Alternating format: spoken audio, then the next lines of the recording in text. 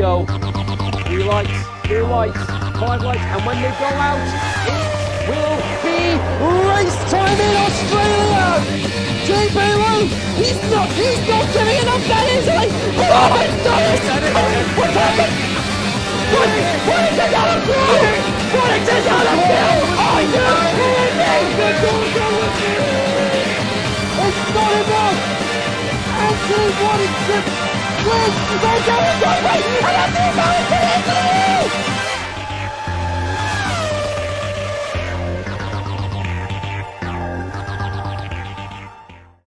Hello ladies and gentlemen, Fraser McKenzie here and welcome to this week's edition of the TOTD Show. Now there's been a lot of news over the course of the period between this episode and the last episode. A lot of it regarding what's happening in the outside world. As we all know, there's a worldwide pandemic going on right now.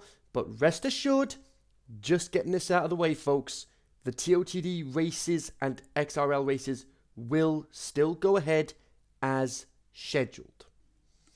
We were meant to get the start of the F1 season this weekend with the Australian Grand Prix, but that is now no longer happening. And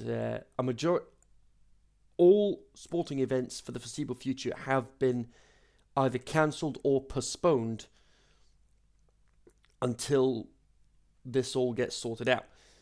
But nevertheless, let's see what we can do in regards to bringing you guys up to speed with what's happening in the world of Formula One.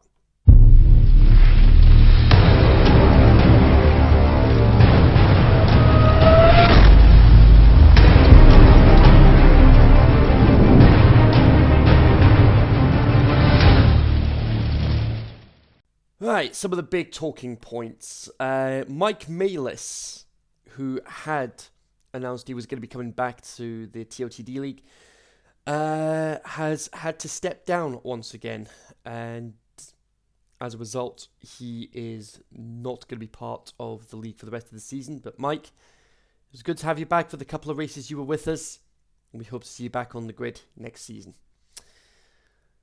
And also, Callum Harrod has stepped down as manager for Racing Point, and what has he decided to do instead? He's only gone and got himself back onto the grid. Mercedes won the championship with them. Ferrari, they won the Constructors' Championship. I'm pretty sure they did anyway.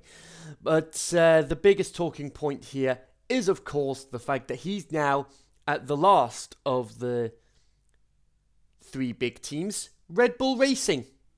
He's signed with Red Bull from now until Silverstone in about 3 weeks from now. And talking of the Formula One, the results from Canada are as follows. We have Stephen Harrison, another win, and he won from pole position, so maximum points for him, and he ended up getting the fastest lap as well. So massive congratulations to Stephen for doing that. Andrew Jaschke made an appearance for Mercedes. Callum actually made his return in Canada last week and ended up getting 3rd despite starting 16th on the grid.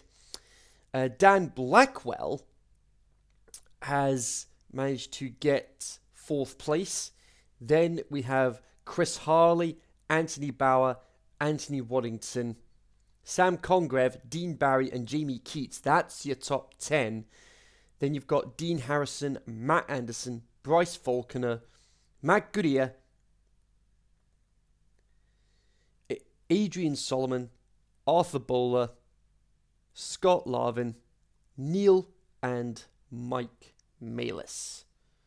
Everyone from Matt Goodyear down to Mike Malis were classified as DNFs. And we've got a couple of penalty onto the Formula 2 now. And oh boy, what a field day it was for the Formula 2 team, Formula 2 boys. We only had 13 drivers for the Formula 2 last week, and the results are as follows. For the qualifying, we had K33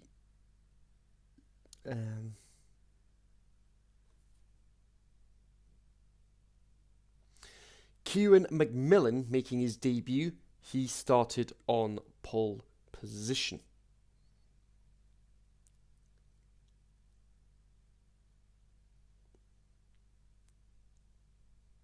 And I don't have the results for the sprint race, but the feature race saw Kieran finish second. Piclo was third.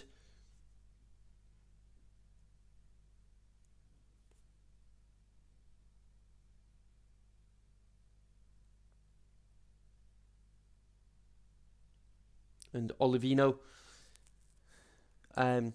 Oliver Sonen, he managed to win.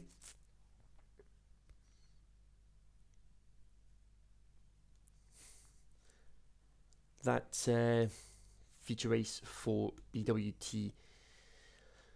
But there's been a few changes on the grid for the Formula 2 as well. Oliver has signed for Racing Point, replacing Mike Malis on the grid. And there's been a few shufflings. There's been a few shuffles regarding the grid. I have been moved from ART to BWT. So there's that. But it doesn't look like the F2 Championship standings have been updated. But it looks like it's still Adrian Solomon at the top. Despite actually appearing in the Formula 1 race last week. Championship standings for Formula 1. It is still Ferrari running away with the championship. Stephen Harrison with 146, Dan Blackwell with 137. Then you've got Dean Barry with 94 points, Anthony Bauer with 87, Joe Newman with 86. The championship standings for the Constructors' Championship. Here we go. It's still Prema at the top of the Formula 2 standings, and you've got Ferrari with almost 100 points in hand over Red Bull, and then you've got Renault in third with 151. Mercedes starting to work their way back up the field, slowly but surely, with 127 points. You've got Haas in fourth with 136. Penalties for the Formula 2. You've got Darren Hicks and Sean Stockman. They are going to be serving bans. Darren Hicks will be serving a qualifying ban for his next F1 race. And Sean Stockman is to serve a race ban.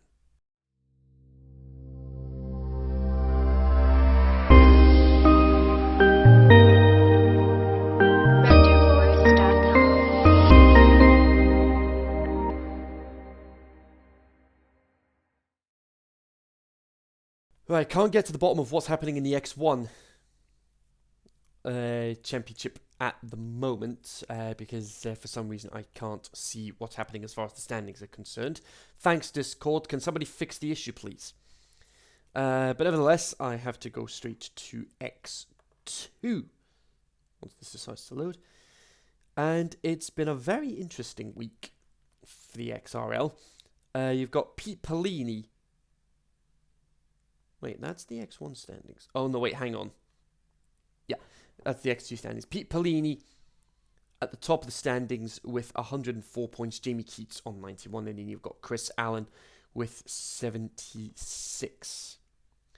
The Constructors' Championship, it's Alfa Romeo at the top with 166 points. Ferrari with 151. Renault with 133. Mercedes with 74. Then we have the X3 standings, which we're just about to get to just now. Again, I'm just going by gamer tag, so bear with me, folks. We've got Olivino still at the top. 2 race wins in hand with 148 points. Then John O'Matic with 94. And then you've got Remixo with 70 points. For the Constructors' Championship, you've got Red Bull at the top with 150 points. Renault with 143. Racing Point with 94. And Ferrari with 68. Mercedes with 53. McLaren 51. Haas with 50. Williams with 45. Alfa Romeo with 33. And Toro Rosso with 28. And that brings us up to speed with what's happening as far as the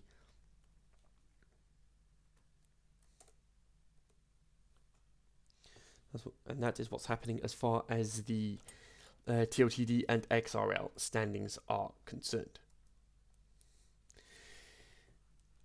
But that's not the only action we've had this week, folks. We also had our weekly events, the TOTD F2 free-for-all. So on to the free-for-all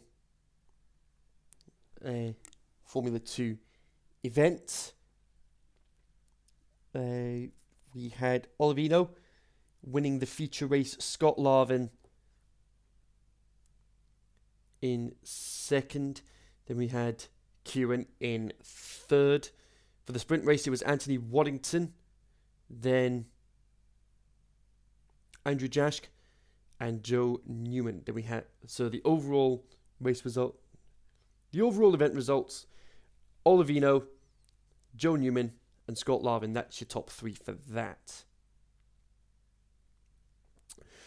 With the knockout this week, Waddington building on his success, he managed to build on his momentum from winning the sprint race in the Formula 2 to win the Knockout Cup this week. Stephen Harrison and John O'Matic. Stephen Harrison 3-0 win, and then we had Jamie Keats 3-0 over Remixo. Olivino 2-1 against Matt Anderson, and Waddington 3-0 against PPR Butters. Then it was Waddington 2-1 against Olivino, and Jamie lost 2-1 to Stephen Harrison. And it was a battle of the champions for the final. Stephen Harrison and Anthony Waddington. Waddington came out on top on the day. And then the elimination event, which took place just last night. We had Joe Newman first, Piccolo in second, and Jamie Keats in third. Congratulations to everyone who placed in this week's events. So here we go. We are on to France now. And this is what we have in store. And this is all for the Formula 1 races with everything that's happening here. Well, for the tyre compounds anyway, it'll be Anyway, so here we go. France. Population of 67 million people, more than the UK. 27 different regions, and the region of Corsica is the birthplace of Napoleon, interestingly. And then the Paul Ricard circuit opened on April 19th, 1970. 7 times the winner of the French Grand Prix at that circuit has gone on to win the championship. And one of those drivers that did just that was Alain Prost, who's the most successful at this circuit with 4 wins under his belt. 3.6 miles this circuit, 2 DRS zones, 15 corners, 6 to the left, 9 to the right.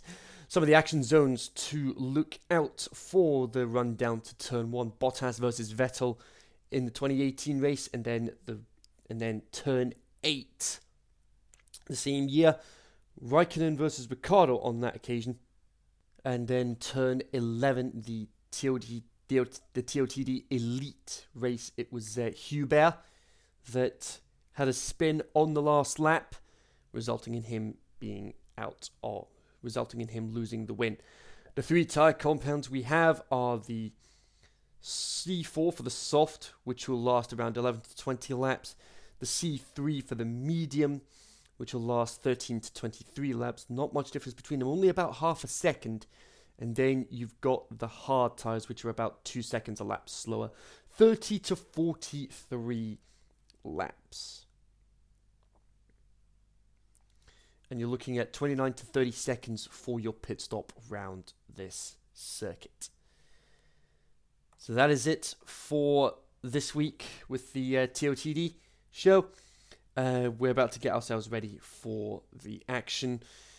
So that is it, folks. We're about to get ourselves ready for lights out in about an hour's time from now, at time of recording.